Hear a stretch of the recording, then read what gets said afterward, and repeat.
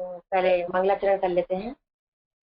ओम अज्ञानतिमिरान्धस्य ज्ञानाञ्जनशलाकया चक्षुरुन्मिलितं येन तस्मै श्रीगुरवे नमः। श्रीचैतन्यमनोभीष्टं स्थापितं येन भूतले स्वयं रूपा कदा मह्यं ददाति स्वपदान्तिकम्। वन्देऽहं श्रीगुरो श्रीयुतपत्कमलं श्रीगुरून् वैष्णवांश्च श्रीरूपं साग्रजातं सहगण रघुनाथ आन्वितं तं सजीवम् स्वाद्वैतं सावधूतं परिजनसहितं कृष्ण चैतन्य देवं श्री राधा कृष्ण पादान् सहगण रघुनाथ आन्वितं तं सजीवं स्वाद्वैतं सावधूतं परिजनसहितं कृष्ण चैतन्य देवं श्री राधा कृष्ण पादान् सहगण रघुनाथ आन्वितं तं सजीवम्। हे कृष्ण करुणा सिंधु दीन बंधु जगतपते गोपेश गोपिका कांत राधा कांत नमस्तुते सप्त कांचन गौरांगी राधे वृंदावनेश्वरी विश्वानुसुते देवी प्रणमामि हरिप्रिये वाञ्छाकल्पतरुभ्यश्च कृपा सिन्धुभ्यैव च पतितानां पावनेभ्यो वैष्णवेभ्यो नमो नमः। जय श्री कृष्ण चैतन्य प्रभु नित्यानंद श्री अद्वैत गदाधर शिवाचार्य गौर भक्त वृंद। नमो विष्णुपादाय कृष्ण पृष्ठाय भूते श्रीमते कृष्णदासरिकारी नाम। नमो विष्णुपादाय कृष्ण पृष्ठाय भूते श्रीमते भक्ति वेदांत स्वामी निति नामिने। नमस्ते सारस्वती देवी गौरवाणी प्रचारिणे निर्विशेष शून्यवादी पाश्चात्य देशतारिणे। हरे कृष्ण कृष्ण हरे राम राम राम हरे हरि बोल। तो आज मुझे सेवा मिली है तो मैं इसको करने का प्रयास करती हूँ आप सबके आशीर्वाद से। हरे कृष्ण। तो जैसा कि आज का हमारा जो विषय है वो है कि आवाज क्लियर आ रही है प्रभु जी?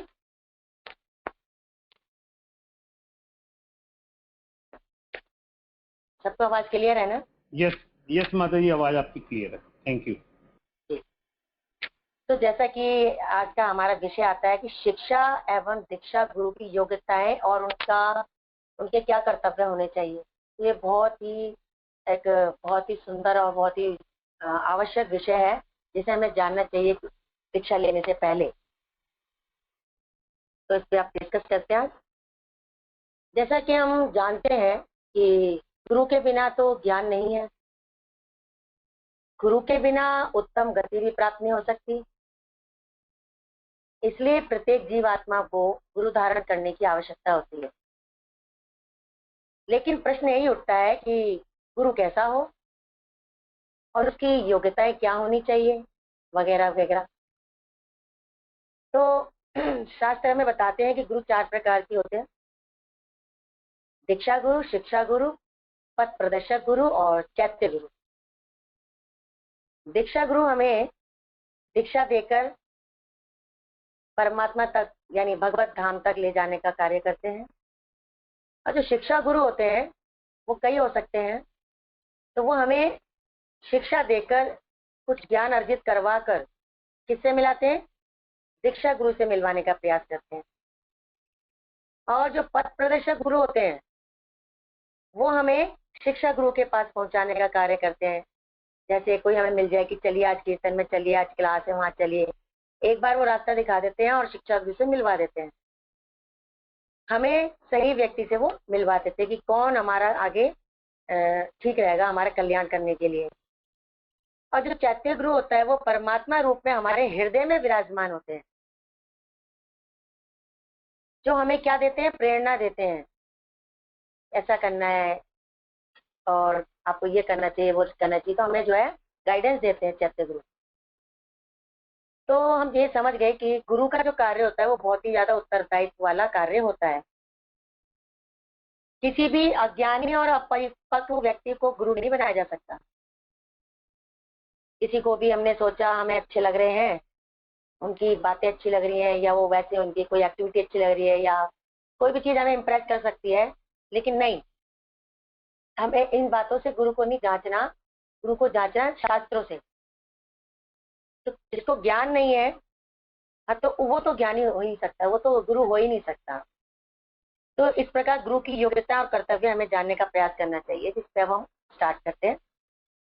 तो गुरु की योग्यता और कर्तव्य क्या है? श्री चैतन्य महाप्रभु कहते हैं, क्या कहते हैं कि गुरु श्री कृष्ण के शुद्ध भक्त होने चाहिए। पहली बात, और कृष्ण को तत्व से जानने वाला होना चाहिए। चैतन्य चरितामृत मध्य लीला में भी कहा गया है, कीवा विप्र कीवा न्यासी शूद्र के निर्णय, यही कृष्ण तत्ववेत्ता से ही गुरु है।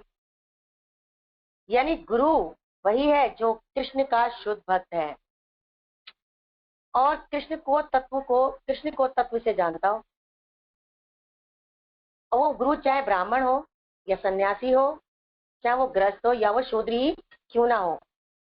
लेकिन आज हम समाज में देखते हैं कि किसी को भी गुरु मान लिया जाता है, चाहे वो हमारी भौतिक इच्छाएं पूरी कर रहे हो और भगवान का ज्ञान ना उनको आता ही ना हो देना। तो व्यक्ति ज्यादातर वहीं जा रहे हैं, ये हम आज के समाज में देख रहे हैं। शुद्ध भक्त का क्या कार्य है ये हमें जानना चाहिए। शुद्ध भक्त का क्या अर्थ है ये जानना चाहिए।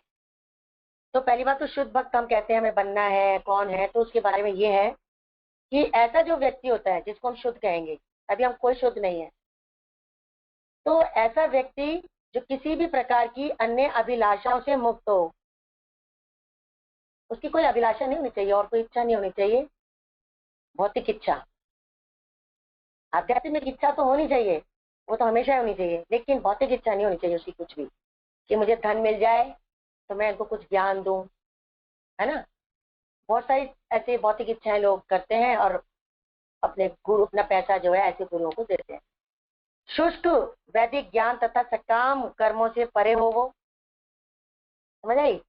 और मतलब ये नहीं कि वो भौतिक इच्छा उसकी खुद भी और दूसरों को भी क्या देगा। फिर वो व्यक्ति जो खुद सकाम इच्छाओं से भरा हुआ है, जो फल की इच्छा चाह रहा है, अन्य उसकी अभिलाषाएं ही अभिलाषा है, उसकी बहुत सारी अभिलाषाएं भगवान के अलावा, तो ऐसा व्यक्ति नहीं, ऐसा व्यक्ति होना चाहिए जो कि सकाम कर्मों से अलग हो और क्या करता हो, सिर्फ श्री कृष्ण की ही अनुकूल भक्ति करता हो। ये पहचान होनी चाहिए। हमें इस चीज की पहचान नहीं है और इसीलिए हम मूर्ख बनते जा रहे हैं समाज में, क्योंकि शास्त्र हम सुनते नहीं, पढ़ते नहीं, तो हमें कोई भी जो हाईजैक कर लेता है। तो हमें जानना चाहिए गुरु के बारे में। और देखिए हम लोग तो सारा कुछ बताते हैं शिक्षा से पहले कि जानना चाहिए आपको, तब आप चेक करें इस चीज को। यदि गुरु स्वयं शुद्ध भक्ति नहीं करता होगा तो वो कैसे दूसरों को दीक्षा देकर उनको शुद्ध करेगा, बताइए। How can it possible. जो जैसा होगा फिर वो वैसा ही होगा ना। अगर वो भौतिक इच्छाओं से लिप्त होगा, इंद्रिय तृप्ति में होगा, तो आपको वो वही चीजें देगा और जो है पतन करवा देगा हमारा। नहीं, तो हमें क्या देखना है कि शुद्ध भक्त होना चाहिए का मतलब है वह खुद जो है कृष्ण भावना भावित होना चाहिए, तभी तो वो दूसरों को कृष्ण भावना भावित बना पाएगा। भगवान का ज्ञान जो होता है वो बहुत गुह्य ज्ञान होता है। भगवान को हर कोई नहीं समझ सकता, ना भगवान के बारे में हर कोई जान सकता है। इसे सिर्फ किसके द्वारा जाना जा सकता है, इसे सिर्फ शुद्ध भक्त की शरण लेकर ही समझा जा सकता है। तो हमें बड़े ध्यान से गुरु का चयन करना चाहिए, ऐसे गुरु बनाना चाहिए जो सिर्फ भगवान की भक्ति करने में ही उसको आनंद आता हो और कोई उसकी अभिलाषा ही ना हो। तो हमें ये ध्यान रखना पड़ेगा किसकी शरण लेनी है। लोग हमें कह सकते हैं आप वहां चले जाइए, यहाँ चले जाइए, आपकी इच्छा पूरी हो जाएगी। देखो आपको ना जल्दी से दीक्षा मिल जाएगी, कोई तप वप करने की जरूरत नहीं पड़ी है, करने की जरूरत नहीं है, कोई तपस्या करने की जरूरत नहीं है, कुछ छोड़ने की जरूरत नहीं है। जो आप करते रह रहे हैं वो करते रहिए, साथ में आप ये कर लीजिए। तो लोग वहां इंटरेस्टेड हो जाते लेने। तो नहीं, हमें किसकी शरण लेनी है, शुद्ध भक्त की शरण लेनी है। अब आपको शुद्ध भक्त का मतलब समझ आ गया होगा, जो सिर्फ कृष्ण में ही लिप्त है, कृष्ण की अभिलाषाओं में ही है, जो अभिलाषा है वो किससे संबंधित है। श्रीमद् भागवतम के 7:6-27 श्लोक में यही कहा गया है कि गुरु को स्वयं भी शुद्ध होना चाहिए, है ना, ताकि वह अपनी शरण ग्रहण करने वाले को भी शुद्ध कर सके। हम स्कूल जाते हैं, कॉलेज जाते हैं, तो टीचर को पहले खुद आना चाहिए ना, उस सब्जेक्ट के बारे में पता होना चाहिए, तो वो बता पाएगा। अगर खुद ही वो आएगा नहीं तो वो क्या सिखाएगा, वो हम तो उल्टा सीधा सिखा देंगे। तो भक्ति भी ऐसी है, हम हर चीज के लिए छांट छांट के इतना टाइम लगाते हैं। कोई भी चीज अब लेते हैं, कोई कपड़ा लेना है, कोई सब्जी लेनी है, तो बहुत समय लगाते हैं उसको छांटने में पूरा। लेकिन गुरु के मामले में हम किसी की भी बातों में आके या अपनी बुद्धि से कहीं भी चाहे चले जाते हैं कि समझ नहीं आ रहा, चलो इनको बना लेते हैं, इधर ज्यादा भीड़ है ना तो यहाँ चले जाते हैं। तो ये नहीं होना चाहिए। आप उसको बुद्धि दिए भगवान ने कि आप पढ़े, शास्त्र सुने और उसके हिसाब से फिर आप उसको चयन करें, शुद्ध ज्ञान दे सके वो हमें। गुरु आध्यात्मिक तो होना ही चाहिए, साथ ही क्या करना चाहिए, एक और ये चीज भी ध्यान से सुनिए, गुरु आध्यात्मिक तो होना ही चाहिए, भक्ति में तो है ही, होना ही चाहिए, ये तो पहली कंडीशन है ही। साथ ही पूर्ववर्ती आचार्यों के आदर्शों का बिना विचलित हुए दृढ़ता से पालन करने वाला भी होना चाहिए। पूर्ववर्ती आचार्य क्या होते हैं? पूर्ववर्ती आचार्य का मतलब है गुरु, गुरु से पहले गुरु ने अपने गुरु से शिक्षा ली, जो उनके गुरु ने कहा उसको आगे बढ़ाया, और उनके गुरु ने अपने गुरु का किया, उन्होंने उनकी बातों को, आदेशों को करा, और ऐसे करते करते चेन बन जाती है जो लास्ट तक कृष्णा तक पहुंच जाती है। तो चेन होती है, ये नहीं कि कहीं से भी कोई गुरु आ गए, कुछ साल पहले तो थे नहीं, अब वो आ गए हैं, उनका बहुत प्रचलन चल रहा है, और उसमें अब थोड़े दिन बाद वो है ही नहीं। जब लड़की की शादी करते हैं तो सब कुछ देखते हैं, उसके पीछे का बैकग्राउंड क्या है क्या नहीं है, तो जाके उसका विवाह तय करते हैं। तो ऐसे ही हमें ये देखना है क्या हमारा गुरु परंपरा से जुड़ा हुआ है, क्या वो वही बात बोल रहा है जो उसके गुरु ने बोला था। और गुरु क्या बोलेंगे, और उनके गुरु के गुरु के गुरु के गुरु क्या बोलेंगे, जो कृष्ण ने बोला, वही चीज परंपरा कहलाती है। तो क्या वो देखिए कि आपने आचार्यों के आदेशों का पालन कर रहा है बिना विचलित हुए, क्योंकि जब हम भक्ति करते हैं तो बहुत से बीच में परेशानियां, कष्ट कुछ भी आ सकता है जो हमें जो है भक्ति से डगमगा सकता है, लेकिन जो सही मायने में गुरु होता है वो उन तकलीफों से या किसी कठिनाई से नहीं घबराता, और वो लगा रहता है तत्पर। तो क्या ऐसा वो है ना, ये चीजें देखनी चाहिए। तो ब्रह्म वैवर्त पुराण में अध्याय 46 में बताया गया है, नारायण और नारद मुनि का संवाद है, जिसमें बताया गया है, क्या बताया गया है कि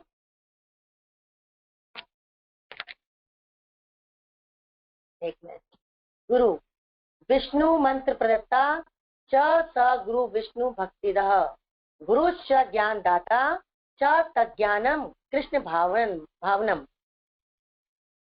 यानी गुरु वह है जो विष्णु का मंत्र प्रदान करते हुए विष्णु की भक्ति प्रदान करे। हरि बोल।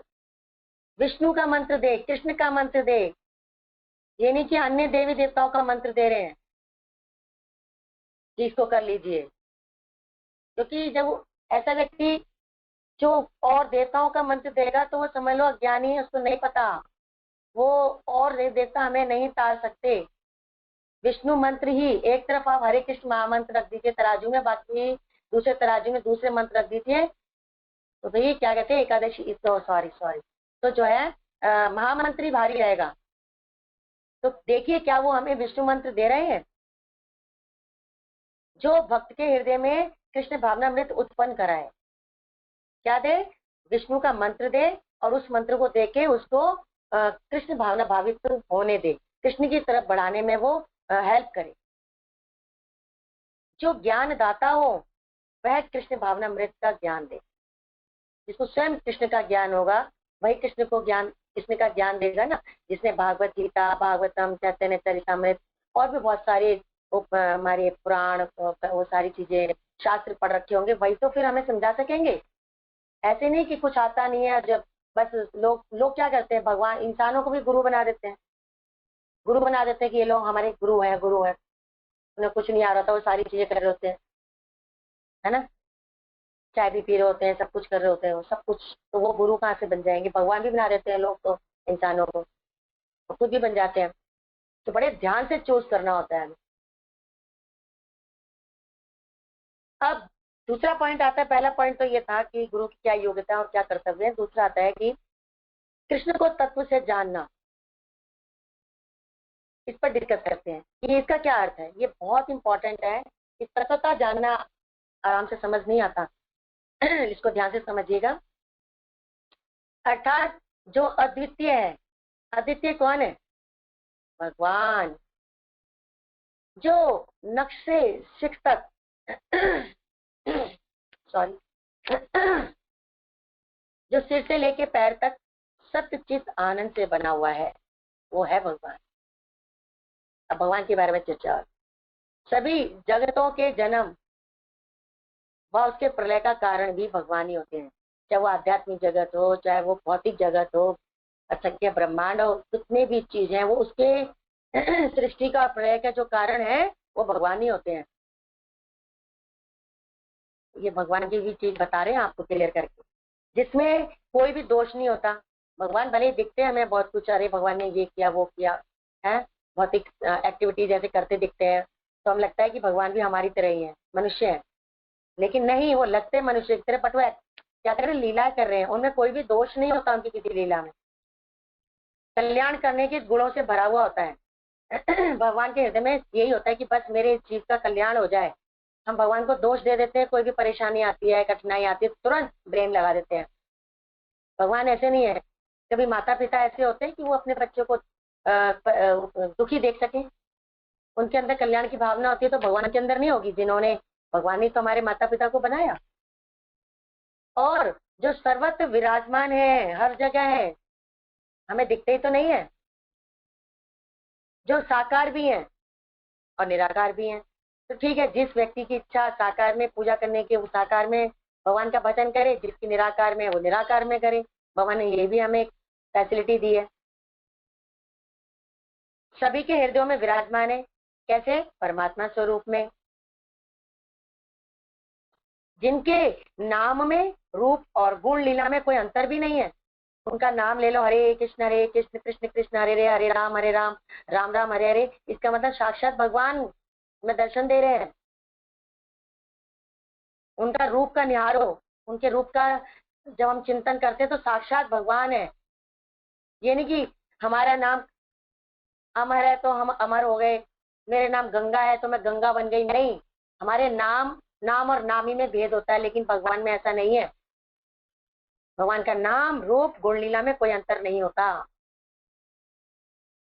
वे क्या है, सभी ईश्वरों के ईश्वर हैं, परम ईश्वर भगवान, सभी उनके अंडर में है, सभी के वो कंट्रोलर हैं।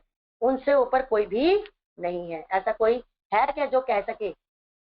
किसी ने भी नहीं बोला, किसी भी देवी देवता ने नहीं बोला मैं ऐसा। सभी प्रकार की शक्तियों के शक्तिमान है वो।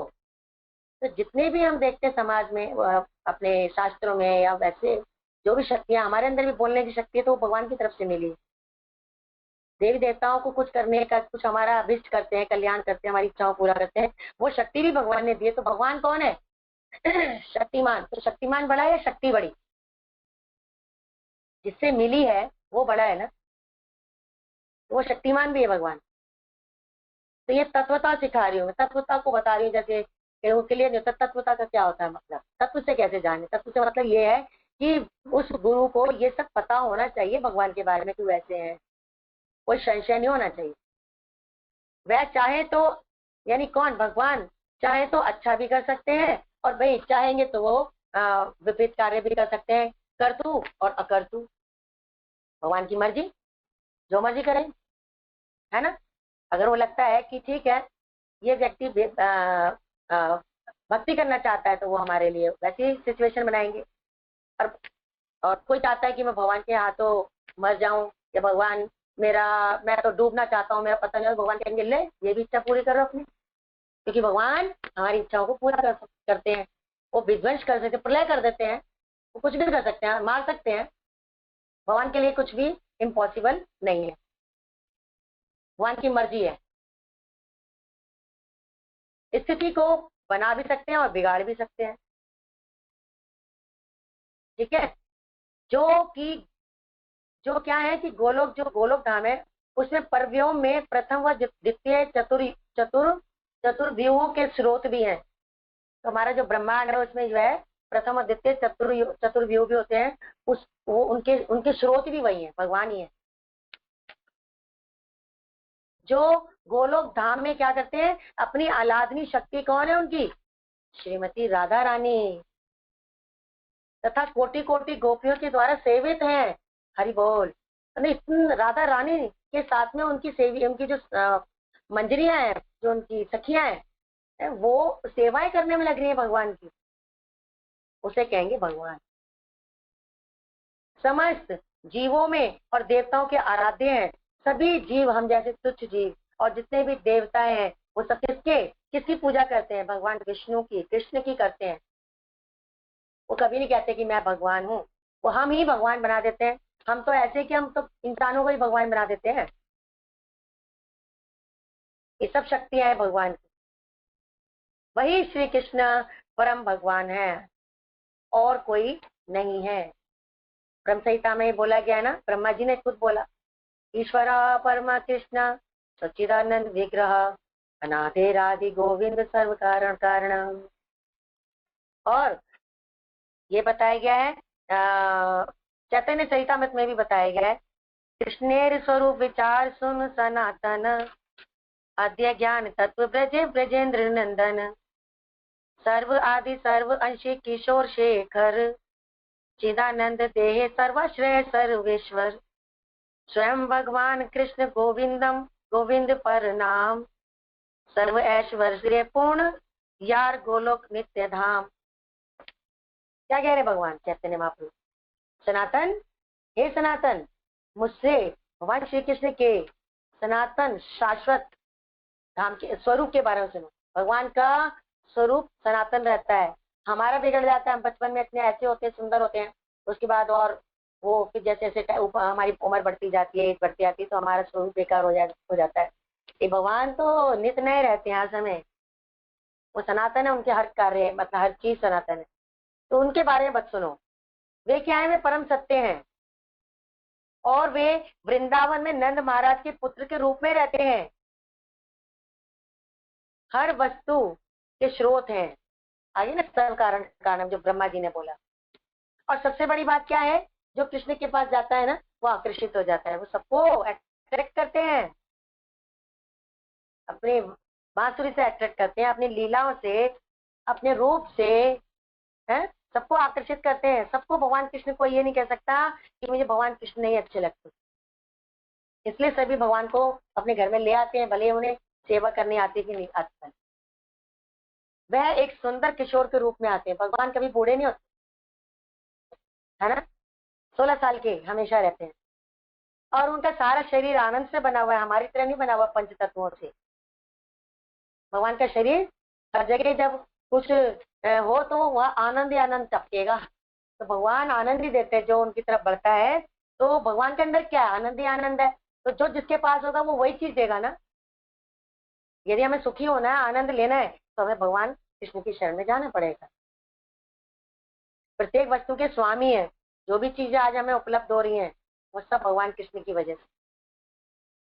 वे क्या है? वे पूर्ण पुरुषोत्तम भगवान है, श्री कृष्ण है। लेकिन उनका मूल नाम गोविंद भी है, गो को आनंद देने वाले। भगवान के 6 ऐश्वर्य हैं जो किसी में भी नहीं है, यश बल ज्ञान धन सौंदर्य त्याग। डिटेल से नहीं बताऊंगी, नहीं तो टाइम पूरा हो जाएगा। किसी के पास ये ऐश्वर्य नहीं है। जहां वो रहते हैं वो स्थान क्या कहलाता है? गोलोक वृंदावन। भगवान सर्व कारण कारण है। चैतन्य चरितामृत में बताया गया है, फिर बताया गया है ना? क्या बताया गया है? कि स्वयं भगवान कृष्ण सर्वाशी सर्वाश्रय विशुद्ध निर्मल प्रेम सर्व रसमय सकल चतुर्गुण वृंद रत्न रत्नाकर विदग्ध चतुर्धीर रसिक शेखर मधुर चरित्र कृष्णेर मधुर विलास चातुर्य वैदग्ध्य करे यार लीला रास रस। सभी अवतार कृष्ण से उत्पन्न होते हैं। जितने भी भगवान के असंख्य अवतार होते हैं ना भगवान के, तो भगवान के जितने भी अवतार है वो किससे उत्पन्न होते हैं? कृष्ण से। कृष्ण से राधा रानी, कृष्ण से बलराम, फिर उनसे तीनों प्रकार जो विष्णु है, 3 है ना, गर्भोदक्षाई ये सब गर्भोदक्षाई शिरोदक्षाई जितने भी विष्णु है ये है। फिर उसके बाद और ये सब चीजें जितने भी अवतार है ना, तो ये सब भगवान से ही उत्पन्न है। सबके स्रोत वही है, सभी को आनंद देने वाले हैं और सभी को प्रेम भी करने वाले हैं। भगवान ने किसको प्रेम नहीं किया? भगवान ने तो सबको ही प्रेम किया ना। आप जानते हैं उनकी लीलाओं के बारे में। वह जो प्रेम करते हैं सबसे वो कृष्ण ही है। उनके अंदर सभी दिव्य गुण है, हमारी तरह नहीं है, हमारे गुण दिव्य नहीं है। हमारा गुण हम ठीक है, हमारे अंदर गुण उनसे ही आए, और हमारे गुण क्या है, वो तामसिक हो जाते हैं, मतलब वो माया से आच्छादित हो जाते हैं, है तो वो गुण हमारे दिव्य नहीं रहते। भगवान का हर गुण अच्छा है, अगर वो लड़ भी रहे हैं तो भी अच्छे हैं। वीर रस है उनका, माधुर्य रस है, कितने रस, सारे रसों के श्रोता है, रस के वो हैं, वो रसी रस है उनके अंदर, कि वे सबसे दिव्य गुण है जो कि हम सब में नहीं होते, किसी में भी नहीं होते। किसी में एक गुण मिलेगा, किसी में दो गुण मिलेंगे, देवताओं में भी, है ना, इसी तरह से होता है। लेकिन सारे जो गुण होते हैं वो भगवान में मिलते हैं। और कौन से गुण, जैसे कि वो हर प्रकार से बात करने में चतुर है, हम देखते हैं ना उनकी लीलाओं में कैसे वो सबको मना लेते हैं, बलराम जी को मना लेते हैं, अपनी बात को नंद बाबा से कह के मना लेते हैं। अत्यंत बुद्धिमान है और धीर भी है। कितना कुछ कृष्ण को दुर्योधन बोलता है, और शिशुपाल ने इतना कुछ बोला, लेकिन देखो धीर है कि ठीक है, नहीं जो मर्जी कह लो, कितना कुछ भगवान को कह देते हैं, और हम भी कह देते हैं, भगवान फिर भी धीर है। अगर भगवान एकदम हमारी बात को पे एकदम रिएक्ट कर दें तो हमारा क्या हाल हो, सोचो। सभी रस उनमें पाए जाते हैं, अर्थात हर प्रकार का रस उनकी लीलाओं में मिलता है। हम फिल्म देखने जाते हैं तो क्या देखने जाते हैं, उसमें है तरह तरह के रस लेने जाते हैं, उसमें एक्शन है, प्रेम है, रोना धोना है, और फिर मिलन है, ये सब चीज मिलती है। तो क्या है, ये सारी चीजें भगवान कृष्ण की लीलाओं में मिल जाती हैं। कुछ देखने की जरूरत ही नहीं, आप भगवान की लीलाओं को देखिए, सुनिए, हर रस की आपको प्राप्ति होगी, कुछ देखने की जरूरत नहीं है अलग से। उनकी लीला मधुर है, इतनी मधुर है कि सबको मोह लेती हैं। और दूसरों दूसरे तो मतलब दूसरों को तो आनंद मिलता है, साथ में भगवान स्वयं भी आनंद जो है लेते हैं, लूटते हैं आनंद को। भक्त और जो भक्त और भगवान के बीच में जो लीलाएं चलती है ना, जो आनंद चलता है, वो मतलब जो लीलाएं चलती है, जो एक्टिविटीज चलती हैं, उसमें दोनों ही आनंदित होते हैं। भक्त चाहता है मैं भगवान को आनंद दूं, और भगवान चाहते हैं कि मैं अपने भक्तों को ज्यादा से ज्यादा आनंद दूं। तो ये क्रिया प्रतिक्रिया चलती है, आदान प्रदान चलता है। यानी कि यानी कि वे ब्रज के गोपाल श्री कृष्ण पूर्ण पुरुषोत्तम है, परमेश्वर है, उनमें सब कुछ है उनमें। तो हम क्यों ना ऐसे भगवान के पास जाएं, क्यों ना उनकी वो शरणागत हो, हमें सब कुछ तो मिल जाएगा ना। स्वयं रूपम, स्वयं प्रकाश, दो ही रूपे स्फूर्ति, स्वयं रूपे एक, कृष्ण ब्रजे गोप मूर्ति। यही ब्रज के गोप कुमार है ना। क्या पहनते हैं ब्रज में, कोई राजाओं की तरह थोड़ी रहते हैं, गोप वेश में रहते हैं। बैंकुट के बैंकुट पति हैं, वहां अपने भगवान ऐश्वर्य से रहते हैं।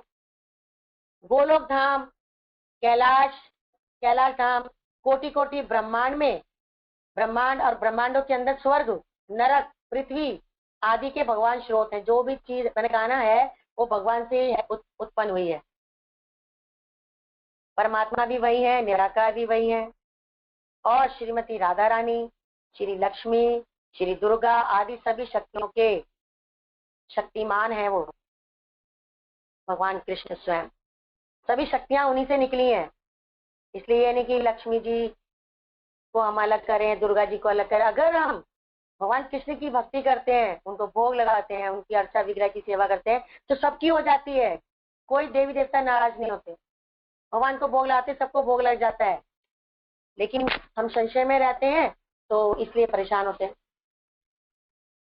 शिव, ब्रह्मा, इंद्र आदि देवताओं के, देवी देवताओं के भी स्रोत वही है। आपने देखा होगा, ब्रह्मा जी सारी सृष्टि का उत्पन्न करते हैं, शिव जी भी उनसे ही जो है प्रकट होते हैं सारी चीजों को। लेकिन ब्रह्मा सेकेंडरी है, ब्रह्मा को अधिकार किसने दिया, कृष्ण ने दिया। मेन तो कृष्ण ही है ना। उन्हीं से कारणोदक्षाई, गर्भोदक्षाई, क्षीरोदक्षाई विष्णु का विस्तार होता है। शिव प्रभुपाद कहते हैं कि जो इन सब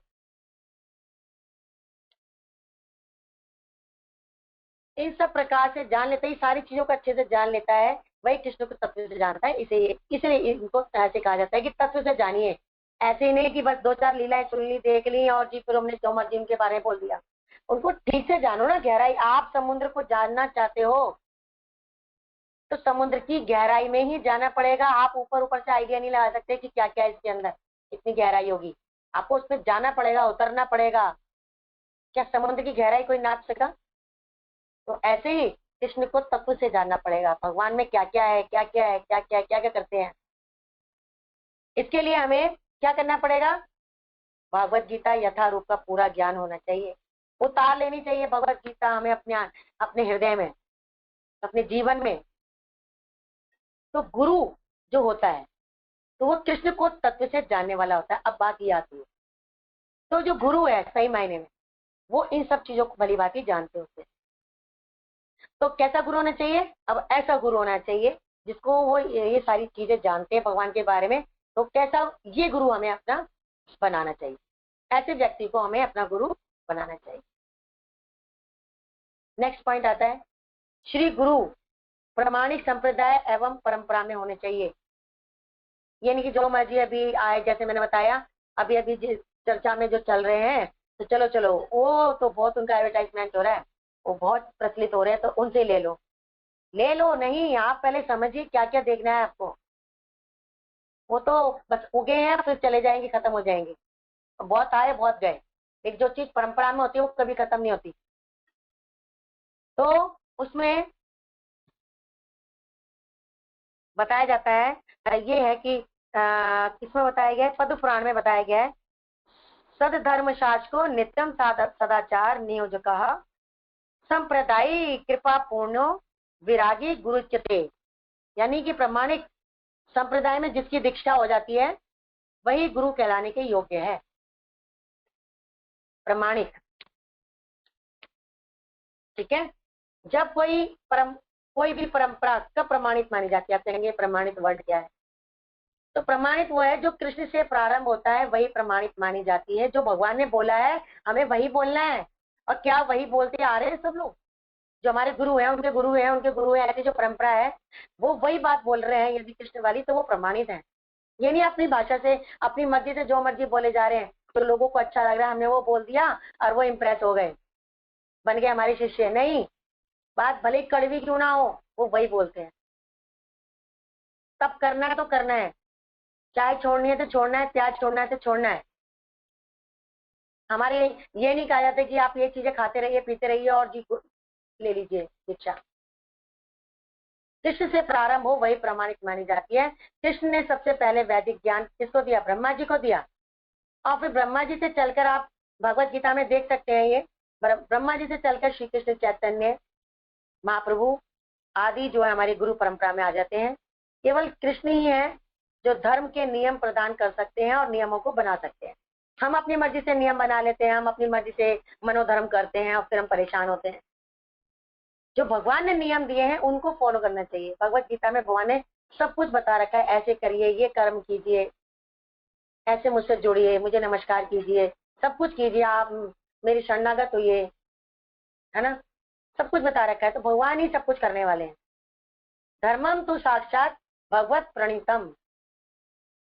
इस प्रकार जो गुरु परंपरा के द्वारा वेदों का ज्ञान जो चलता रहता है, तो उसमें क्या करता है, एक गुरु अपने एक शिष्य को जो है ज्ञान देता है, फिर वो शिष्य आगे उस ज्ञान को देता है, फिर उसका शिष्य आगे जाके उस ज्ञान को देता है। तो इस तरीके से परंपरागत चलता है। और प्रमाणित इसलिए मानी जाती है जब वो कृष्ण से जुड़ी हुई हो। अब वो कृष्ण से जुड़ा हुआ नहीं है तो वो प्रमाणित नहीं है, वो परंपरा वो, ठीक है। तो अब ये प्रश्न होता है, परंपरा वाली बात और क्लियर कर लेते हैं, प्रश्न की परंपरा क्या है। वैदिक ज्ञान 4 परंपराओं में होता है। ये तो हो गया प्रमाणित जो कृष्ण से जुड़ी होती है, जिसमें कृष्ण ने जो है वो दिया है, ज्ञान दिया है। अब जो परंपरा क्या है, वैदिक ज्ञान जो होता है वो 4 परंपराओं में दिया गया है, ब्रह्मा, रुद्र, कुमार और श्री। तो जो इस्कॉन संस्था है वो ब्रह्मा जी की परंपरा में आती है। इसमें श्री कृष्ण, फिर ब्रह्मा जी, फिर श्री मध्वाचार्य जी, श्री चैतन्य महाप्रभु, रूप गोस्वामी, श्री भक्ति सिद्धांत सरस्वती, प्रभुपाद जी, श्री प्रभुपाद, और फिर हमारे गुरु महाराज, ये सब आते हैं। इसके बाद ये बात आती है कि किसी को गुरु बनना हो तो क्या करना चाहिए। तो उसे ना अपने गुरु की सेवा करनी चाहिए, जैसे प्रभुपाद ने की अपने गुरु की, है ना। सेवा करनी चाहिए अपने गुरु की। क्या गुरु चाहते हैं हमसे, तो वो सेवा करनी चाहिए। उनसे श्रवण भी करना चाहिए और उन्हें अपने गुरु का एक उत्तम शिष्य बनना चाहिए। उत्तम शिष्य कैसे बनेगा? उनको श्रवण करो, उनके लेक्चर्स को, उनकी वाणी को श्रवण करो और आगे इसको कैरी ऑन करो। और उसके बाद जो हमसे चाहते हैं सेवाएं वो करो, वपु सेवा हो या वाणी सेवा हो। उत्तम शिष्य बनने का हमें प्रयास करना चाहिए, तभी हमारे से प्रसन्न होते हैं गुरु और भगवान। नेक्स्ट आता है कि गुरु का आचरण शिष्य के प्रति कैसा होना चाहिए। ठीक है, ये तो हमने कहा।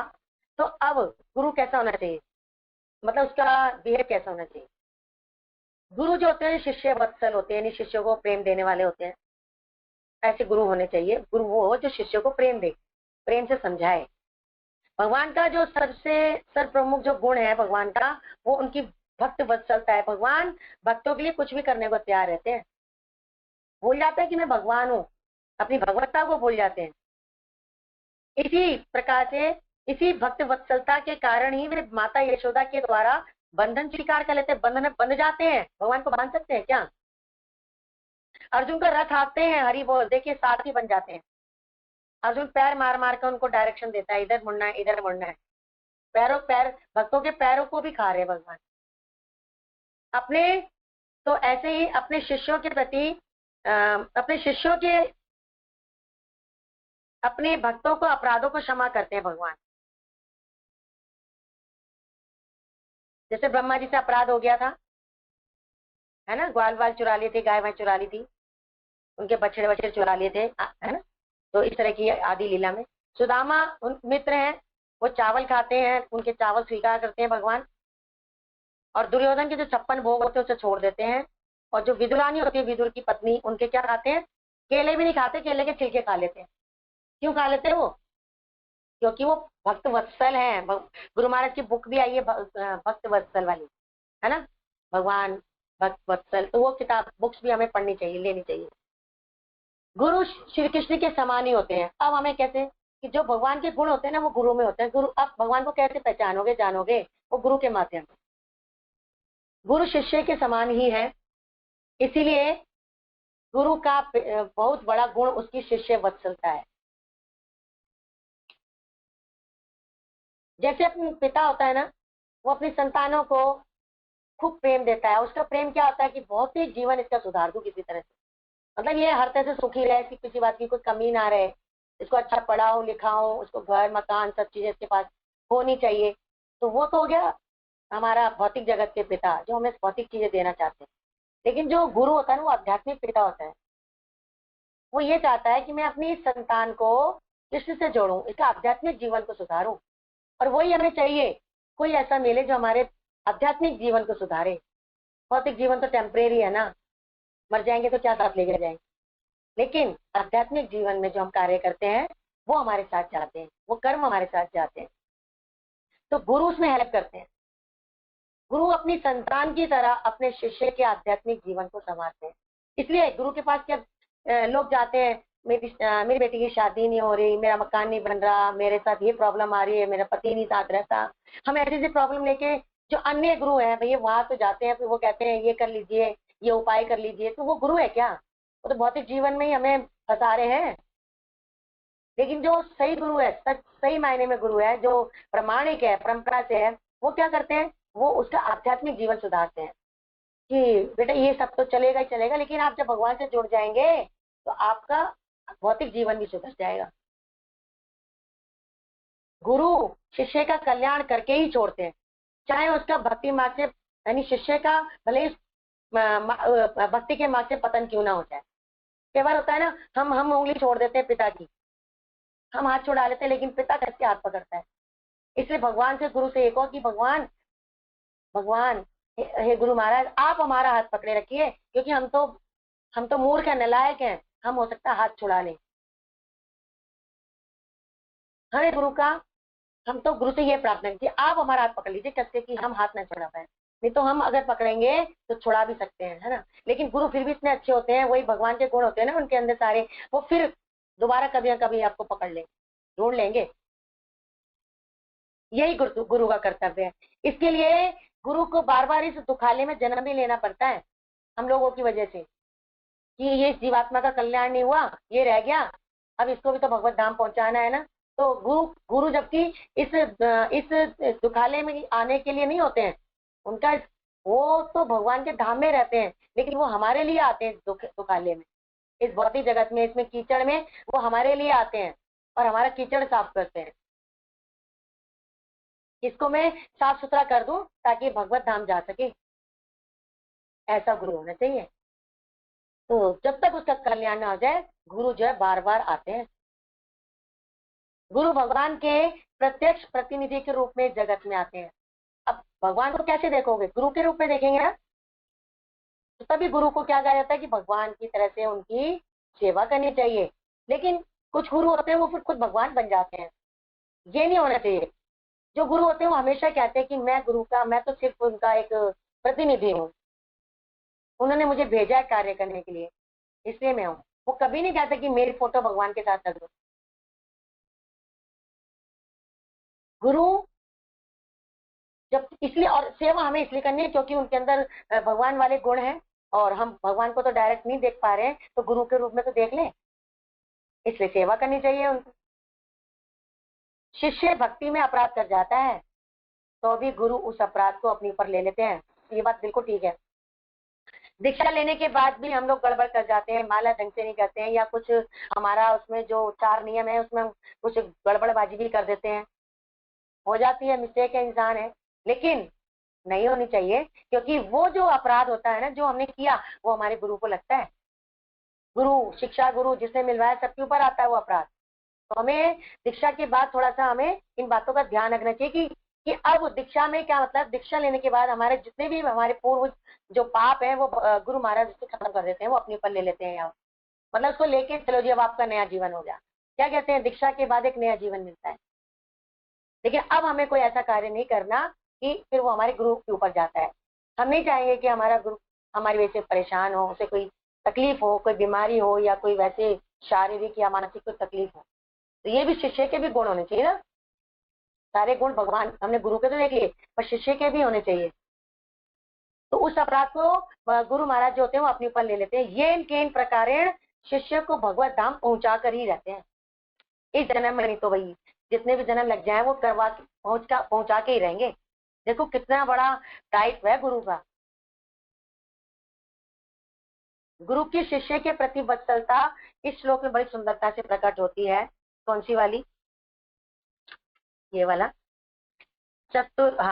चतुर्विधा श्री भगवत प्रसादो स्वाधन्य तृप्तान हरिभक्त संघान जित्यर्व तृप्तिम भजत सदैव वंदे गुरु श्री चरण विंदम।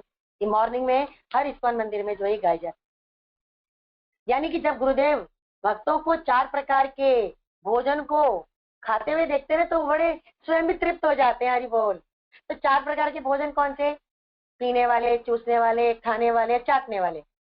तो खुश हो जाते कि मेरे बच्चों ने खा लिया, अब मैं तो तृप्त हो गया। एक माँ नहीं होती, वो खुद भूखी रह जाएगी अगर नहीं भी बचा उसके लिए तो, लेकिन उसके अगर बच्चों ने खा लिया तो उसका पेट भर जाता है। तो गुरु ऐसे हैं, प्रसन्न हो जाते हैं, तृप्त हो जाते हैं। हमारे गुरु महाराज ऐसे हैं। चाहे देखेंगे इसमें पहले प्रसाद पे ध्यान देते हैं, प्रसाद टाइम से होना चाहिए। मेरे साथ भी ऐसे हुआ। हम लोग थे पीछे प्रोग्राम में, पुष्कर में गए थे जब, तो वो नगर संकीर्तन हो रहा था और हम लोग थोड़ा लेट हो गए थे, पहुंच रहे तो इशारे से कह रहे प्रसाद पा लिया। वहां भी उनको ये चिंता थी। तो ये चीजें होनी चाहिए। तो ऐसे गुरुदेव के चरणों में मैं सादर वंदना करता हूँ। गुरु की शिष्य की वत्सलता का जो है एक श्लोक और भी है, ठीक है, वो हम पढ़ते हैं। ओम सहनावतु सहनोम भुनक्तु सह वीर्यम करवावहे तेजस्विनावधीमस्तु मा विद्विषावहे। यानी गुरु की शिष्य की वत्सलता ये हो गया। अर्थात भगवान कृष्ण हम शिष्य तथा गुरु दोनों की रक्षा करें। हमें ये प्रार्थना करनी चाहिए कि भगवान हमारे गुरु महाराज को भी अच्छा रखिए, है ना। गुरु महाराज तो हमारे लिए हमेशा सोचते हैं। तो भगवान कृष्ण हम शिष्य तथा गुरु दोनों का रक्षा करें। हम दोनों साथ साथ खाएं और साथ साथ आनंद लें। हम दोनों एक साथ मिलकर ज्ञान प्राप्ति करें, ज्ञान प्राप्ति का सामर्थ्य प्राप्त करें आपको। किससे? गुरु गुरु गुरु को भगवान से मिलता है ना। भगवान अपना एम्पावर कर देते हैं गुरु को। लो जी, मैंने आपको पूरा फुल कर दिया है, अब आप जाके नीचे जीवात्माओं का कल्याण करो। फिर वो हमारे अंदर शक्ति डालते हैं गुरु महाराज। तो हम दोनों ऐसे प्रार्थना करनी चाहिए, दोनों का ज्ञान तेजस्वी हो, दोनों ही एक दूसरे से द्वेष ना करें। नहीं तो ऐसे भी हम नालायक हो जाते हैं कि हम फिर गुरु से भी द्वेष करने लग जाते हैं कि उनसे ज्यादा प्रेम करते हैं, हमसे नहीं करते हैं, उन्हें तो समय देते हैं। पता क्या क्या हम गुरु के अंदर भी दोष देख लेते हैं, हमारी ऐसी दृष्टि है, दोष दृष्टि। तो ये चीज हमें नहीं करनी। ये प्रार्थना करनी है, हे भगवान आप हम दोनों को ऐसे रखें। नेक्स्ट गुण आता है कि भगवान श्री कृष्ण सबको गुरु नहीं बनाकर भेजते, वे केवल योग्य व्यक्ति को ही चुनते हैं। देखे वे, और उसमें वे गुरु शक्ति का निवेश मतलब एम्पावर कर देते हैं। ऐसे ही गुरु पूजित योग्य है, इसलिए हम गुरु की पूजा करते हैं भगवान की तरह, उनके चरणों का अमृत लेते हैं। जो गुरु जगत गुरु होता है, ठीक है, तो गोस्वामी जी बताते हैं वह गोस्वामी होता है। गोस्वामी मतलब जिसको अपनी इंद्रियों पे कंट्रोल है, जो अपनी इंद्रियों का गुलाम नहीं है। अर्थात वाचो वेगम मनसा क्रोध वेगम दिव्या वेगम उदर उपस्थ वेगम एतान वेतान यो विषेत धीरा सर्वाम अपि माम पृथ्वी का विशिष्यात। यानी कि जो गुरु है वो एक धीर व्यक्ति है, उसे धीर व्यक्ति होना चाहिए। उसे अपने मन पे, अपने वाणी पे, अपने क्रोध पे, अपनी जीवा, अपना पेट, उदर और जनेंद्रियों के वेगों को नियंत्रित कर लेने वाला होना चाहिए। कर चुका हो, जो नियंत्रित कर चुका हो, वही पूरे विश्व में शिष्य बनाने योग्य। देखो ये 6 गुण होने चाहिए, तो हमें देखना चाहिए कि ये 6 गुण है क्या, है ना। तो इस प्रकार से आज हमने जाना भगवान के बारे में कि भगवान को तत्व से कैसे जानना चाहिए और गुरु की क्या कर्तव्य है और क्या योग्यताएं हैं। साथ में शिष्य की भी योग्यताएं हैं, वो आगे आएंगी। तो मेरी सेवा आज यहीं तक थी। अगर मुझसे कुछ त्रुटि हुई है तो प्लीज मुझे क्षमा करें, क्योंकि मैं अज्ञानी हूँ, मुझे कुछ ज्यादा नहीं आता, बस जितना मुझे समझ आया, मेरी बुद्धि जितना चली, मैंने करने का प्रयास किया सेवा को। तो प्लीज क्षमा कीजिए मुझसे कोई गलती हुई है। और जो मैंने बोला वो गुरु महाराज और प्रभुपाद की कृपा से बोला, और जो उन्हीं की कृपा से बोला, और सब उन्हीं को जाता है। हरे कृष्णा। यदि किसी का कोई प्रश्न हो, कोई ऐड करना चाहते हो तो वो कर सकते हैं।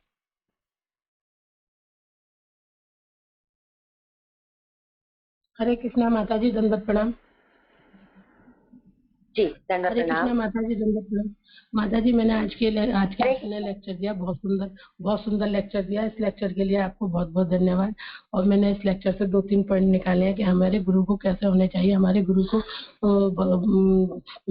मतलब ये भौतिकता से दूर और आध्यात्मिकता की ओर अग्रसर रहने वाले होने चाहिए। और उन्हें जो हमारे कृष्ण वो है सत्य चिद आनंद में भगवान है, उनका कृष्णामृत हमें पिलाने वाले गुरु होने चाहिए, शिष्य वत्सल होने चाहिए।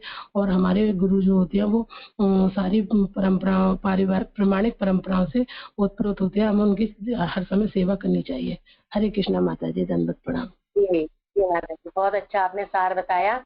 सच में बहुत सुंदर। हम लोग बहुत लकी हैं जो जुड़ गए हैं और जो जुड़ने वाले हैं, कि आपको ऐसी संस्था कहीं नहीं मिलेगी जो अपने बारे में खुद बता रही है। कोई बताता है अपने बारे में कोई कि देखिए हम ऐसे हैं, हम ऐसे, ये वो, ऐसे कोई नहीं।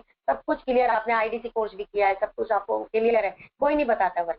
इसलिए कि जो है ना, ये जो जुड़ रहे हैं वो जो शुद्ध हो जाए, इनका जल्दी से कल्याण हो जाए, जल्दी से आनंद ले। हरे कृष्णा माता जी, दंडवत प्रणाम। मेरी आवाज आ रही है? थोड़ा सा डिस्टर्बेंस आ रही है जी, ये मेरा हो रहा है थोड़ा सा, या तो अनम्यूट नहीं हो रहा।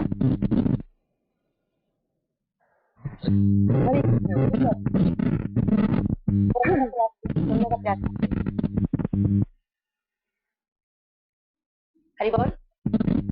हरे कृष्णा माता जी, दंडवत प्रणाम माता जी। दंडवत प्रणाम जी माता जी। हरे कृष्णा माता जी। जो डिसाइपल हरे कृष्णा ये माता जी,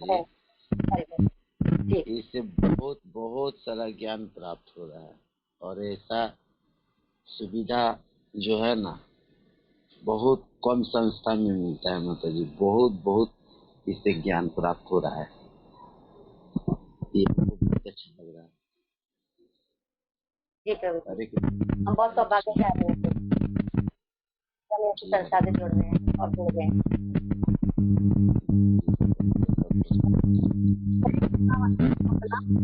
हरे कृष्णा माता जी, दंडवत प्रणाम। माता जी माइक किसी को ऑन हो रहा है? हाँ, मेरी आवाज आ रही है माता जी अभी? हाँ क्लियर, यस। माता जी, मेरे 2 क्वेश्चन है। पहला तो अभी जो हमने पैरा पढ़ा उसमें हम भगवान सनातन को कहते हैं, तो ये मतलब सनातन तो धर्म होता है ना, तो भगवान किसे कह रहे हैं? सनातन गोस्वामी जी को कह रहे हैं। अच्छा, सनातन गोस्वामी। हाँ, और दूसरा क्वेश्चन माता जी ये था कि जैसे आनंद जी और मैं गुरु महाराज कहते हैं ना कि कुत्ते का उदाहरण देकर कि जैसे इसी प्रकार जब भगवान श्री कृष्ण की सेवा हम करेंगे तो कृष्ण हमें न चाहते हुए भी प्रेम करेंगे। तो कृष्ण को सबको प्रेम करते हैं ना, वैसे भी तो न चाहते हुए क्यों कहा? ना चाहते हुए क्या? मतलब जिस प्रकार हम भगवान श्री कृष्ण की सेवा करेंगे तो कृष्ण हमें न चाहते हुए भी प्रेम करेंगे। तो कृष्ण तो सबको चाहते हैं ना, तो न चाहते हुए क्यों कहा? ना चाहते हुए मतलब ये हो सकता है। वैसे कहाँ ये बुक में पढ़ रहे हो क्या आप? बुक में लिखा है? हाँ बुक में माता से जी, बोल रहे हो या अपनी बुक से? हाँ नहीं बुक से पढ़ रही हूँ मैं, आनंद की ओर से। कौन सा पेज है? अच्छा, आनंद की ओर से। पेज नंबर 8 माता जी, उसमें गुरु महाराज वो कुत्ते का उदाहरण देते हैं कि हम कुत्ते को सेवा करते हैं तो कुत्ता भी हमें प्रेम करेगा। उसी तरह जब भगवान श्री कृष्ण की सेवा करेंगे तो हम कृष्ण भी न चाहते हुए भी हमें प्रेम करेंगे। भाई वो इसलिए वैसे नेचुरली हम जिसकी सेवा करेंगे उसका प्रेम तो हमें मिलेगा ही मिलेगा। लेकिन कई बार भगवान, जैसे एक माँ का उदाहरण लीजिए, माँ कई बार ना चाहते हुए तो बच्चे के लिए खाना बनाती है ना, बनाएगी कि नहीं, चाहे वो कितना भी शरारती हो, कितना भी वो तंग करता हो, लेकिन क्या करेगी उसके लिए, उसको सारी सुविधा उपलब्ध कराएगी ना चाहते हुए। तो क्या इसका मतलब माँ प्यार नहीं करती? बताइए। करती माँ है। प्यार करती है ना, वो बच्चा बच्चा ही तो सोचेगा शायद माँ मुझे प्यार नहीं करती है। हम सोच सकते हैं ऐसा, लेकिन भगवान प्यार करते ही हैं। वो ना चाहते हुए चाहते हैं इसे सुधारना, तो वो फिर भी उसको प्रेम देंगे।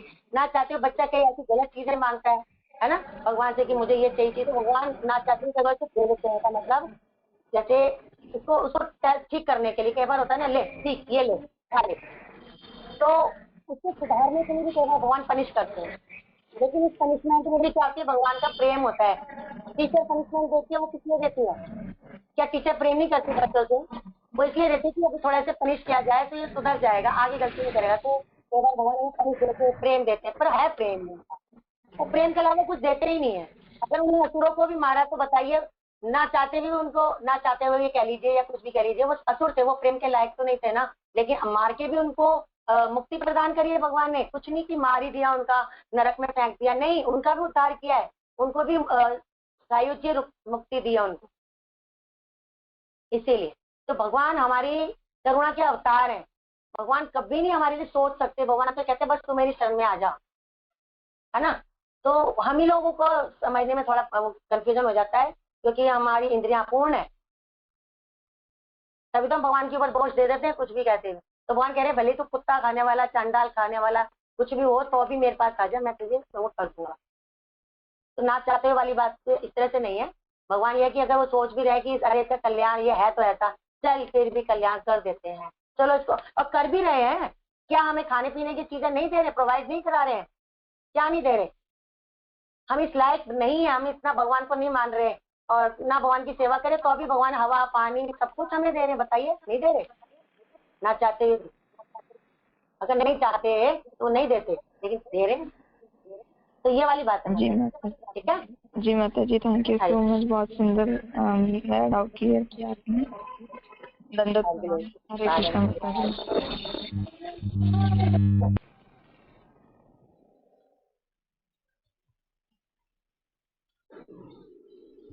हरे कृष्णा माता जी, दंडवत प्रणाम। दंडवत प्रणाम प्रभु जी। मतलब आवाज जा रहा है मेरा? जी क्लियर है। कह रहा हूँ कि एक क्लास अटेंड हम 2 आदमी एक ही मोबाइल से कर रहे हैं, तो ओके। अटेंडेंस कैसे मालूम का दोनों आदमी का? हाँ अटेंडेंस तो मैं नहीं ले पाऊँ क्योंकि मेरा हरे कृष्णा प्रभु जी। हरे कृष्णा प्रभु जी। प्रभु जी जब आप जी प्रभु। नाम जब आप इसको ज्वाइन करते हैं तो उसमें दोनों नाम लिख दीजिए, जैसे गणेश जी प्लस जो दूसरा है वो दोनों नाम लिख दीजिएगा। जी ठीक है प्रभु। हरे हरे कृष्णा। कृष्ण। और किसी का कोई क्वेश्चन तो कर सकते हैं, क्योंकि टाइम खत्म होने वाला है, दूसरी क्लास हरे कृष्णा। होने वाली है। हरे कृष्णा। हरे कृष्णा माता जी। हरे कृष्णा माता जी। बोलो बोलो बोलो। हाँ माता जी, बहुत सुंदर क्लास, और मुझे लगता है कि ये क्लास है दीक्षा लेने वाले भक्तों के लिए थी, लेकिन सभी का कल्याण हो रहा है इससे, और ये बहुत सुंदर है। हम रोज इसको सुनने का प्रयास करेंगे। और माता जी आपका जो आपने एक चीज बताई थी कि भगवान मतलब के गुरु होते हैं ना, वो बार बार धरा पे आते हैं, तो वो धरा पे आते हैं बार बार अपने शिष्यों का या भक्तों का कल्याण करने के लिए। तो क्योंकि वैसे तो बिल्कुल कहा आते जाता है कि जैसे अपने गोलोक चले गए है ना, गुरु महाराज भी गोलोक जाएंगे, तो अगर मान लो कोई ऐसे हम जैसे निकृष्ट भक्त अगर यहाँ रह जाते हैं, तो क्या तो गुरु महाराज फिर हमें नहीं ले आएंगे दोबारा? मतलब हम उनको इतना कष्ट देंगे यहाँ पर आने का? इस चीज को थोड़ा सा यही कहा जा रहा है। हाँ नहीं आप ठीक कह रहे हो, ये सही समझा आपने। तो भगवान भेज देंगे ना दोबारा से, अरे तुम्हारा ये शिष्य को कही गया, इसका तो कल्याण करो, तो वो भी दोबारा आएंगे या कुछ कहेंगे भगवान मेरा वो बच्चा रह गया, तो वो आएंगे। उनको दोबारा कष्ट लेने के लिए जगत में आना पड़ता है, वरना तभी तो भगवान भेजते हैं, नहीं तो वो तो गोलक धाम में ही रहते हैं। भगवान कह रहे हैं ना मैं विशेष लोगों को चुन के भेजता हूँ गुरु बना के, तो जितनी भी जीवात्मा इस जन्म में उनका कल्याण हुआ तो अगले जन्मों में करेंगे, बाद में करेंगे। तो वो गुरु छोड़ते नहीं है जब तक उनका एक एक जो शिष्य है उसका कल्याण ना होता है। रूपाद ने तो ये बोला है ना कि सबका ही मैं हूं ना ऊपर बैठा हुआ, कैसे भी करके तुम्हें पहुंचा ही दूंगा मैं, आप ऐसे करो बस मेरे कहने से चलो। और नहीं चलेंगे तो फिर गुरु को फिर आना पड़ेगा, फिर हम उनको मिलेंगे, फिर दोबारा उनसे वो ही होगी, उनसे दीक्षा शिक्षा ले रहे होंगे, कुछ दीक्षा ले रहे होंगे, ये चीजें चलेंगी जब तक हमारा कल्याण नहीं हो जाएगा, जब तक हम भगवत धाम नहीं पहुंच जाएंगे। गुरु को आना ही पड़ता है। तो हम इसी जन्म में क्यों ना अपना वो कल्याण करें, क्यों हम गुरु को परेशान करें, क्यों उनको तकलीफ दें। जन्म एक बार मिलता है, पता नहीं आगे कैसा क्या हो, इसी जन्म में सोचे कि हम गोलोक धाम पहुंच जाए भगवान की सेवा से। और दावन अल्लाह इतनी आग लग रही है, इतनी परेशान है लोग देख देख के, दूसरों को देख देख के हमें सबक लेना चाहिए कि अच्छे से भक्ति करें। ठीक है माता जी। बहुत सुंदर माता जी, थैंक यू वेरी मच। हाँ थैंक यू माता जी, बहुत सुंदर। हरे कृष्णा। नमो प्रणाम। हरे कृष्णा माता जी, दंड प्रणाम। हरे कृष्णा, मैं ब्रज किशोर बोल रहा हूँ माता जी। हरे कृष्णा। जी बोलिए। जी माता जी, आपने बहुत सुंदर लेक्चर दिया, बहुत अच्छा लगा और बहुत इससे हम लोग को ज्ञान प्राप्त होता है। इसके लिए बहुत बहुत आपको धन्यवाद माता जी। बट आपने एक बात बताया कि भगवान कृष्ण जो कुछ भी जीव मांगता दे देता है, लेकिन लेक्चर में तो गुरु महाराज बताते हैं भगवान कृष्ण जगत पिता है, और पिता को ये मालूम होता है कि बच्चा के लिए क्या हित में है उसके लिए और क्या हित में नहीं है। जैसे देवता देवी का उदाहरण दिया जाता है कि देवता देवी जो भी वरदान मांगते हैं वो दे देते हैं, वो नहीं जानते हैं कि वो जीव के लिए अच्छा है या बुरा है। जैसे भस्मासुर को शिव जी ने वरदान दिया था कि जब जिसके सिर पर हाथ है वो जल के भस्म हो जाएगा। लेकिन भगवान कृष्ण विष्णु जो भी देते हैं बहुत सोच समझ के देते हैं, वही देते हैं जो उसके हित में है। ठीक है माता जी, तो इसके विषय मेरे को थोड़ा समझाने की कृपा करेंगे 2 मिनट में, शॉर्टकट में। समझाने का प्रयास करती हूँ, समझाने का प्रयास करती हूँ। ये देख देता है कि ठीक है वाली बात आपने बिल्कुल सही है। तो भगवान क्या करते हैं, भगवान कोई बोला ना करतू और अकर्तू दोनों ही है वो। जब भगवान देखते हैं मेरा बच्चा मेरी तरफ नहीं आ रहा है, जैसे हमारी देवी देवताओं के प्रति श्रद्धा होती है, तो जो श्रद्धा जो हमारी विकसित हुई है वो भी किसकी वजह से हुई है, भगवान की वजह से हुई है। तो भगवान कहते हैं ठीक है तुम्हें क्या चाहिए, वधु चाहिए ना, तो शिव जी पे जल चढ़ाओ और वधु मिल जाएगी और उसको वर मिल जाएगा। ठीक है, भगवान कहते हैं ठीक है तुम शिव जी की शरण में जाइए, देवी की शरण में जाओ, वहां से धीरे धीरे मेरे पास आ ही जाओगे। तो ऐसे करके भगवान नारी हेल्प करते हैं, उनको देवी देवताओं को अधिकार दे रखा है। ठीक है आप ऐसे करके आ जाएगा, पहली क्लास में, दूसरी में आ जाएगा, तीसरी में आ जाएगा, करके मेरे पास ये आ ही जाएगा। तो भगवान हमारे लिए फैसिलिटी मतलब अवसर बनाते हैं इस तरीके से।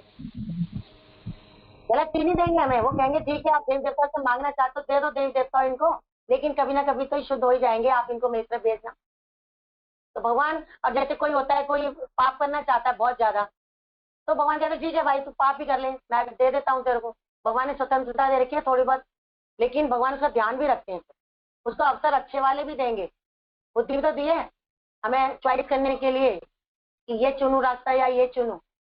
भगवान हमारी इच्छाओं को पूरा करने के लिए बैठे हैं, सीधी सी बात है। अगर नहीं मानेंगे तो फिर भगवान को देना ही पड़ता है, लोग कर लीजिए, लेकिन उसमें भी उनकी भक्त वत्सलता ही होती है कि इसका कल्याण हो, इसको फिर चांस हो, फिर चांस हो। थप्पड़ वही आ गया ना, माँ थप्पड़ भी तो मारती है, बात वही आ गई ना। भगवान सच में जो थप्पड़ ही मारेंगे वो कृपा के लिए ही मारेंगे, सुधारने के लिए। अगर हमें कुछ चीज गलत वैसे वो देंगे ही नहीं,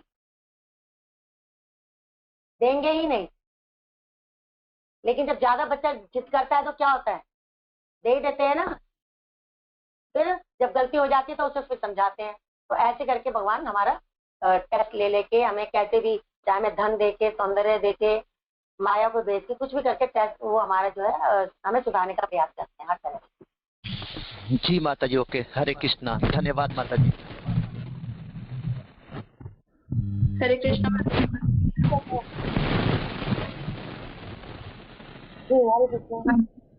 माता जी। मेरा एक क्वेश्चन है, आपने ये बताया कि जो भगवान है वो अपने हर शिष्य के लिए भेजते हैं कि वो लोग धाम में ले जाने के लिए।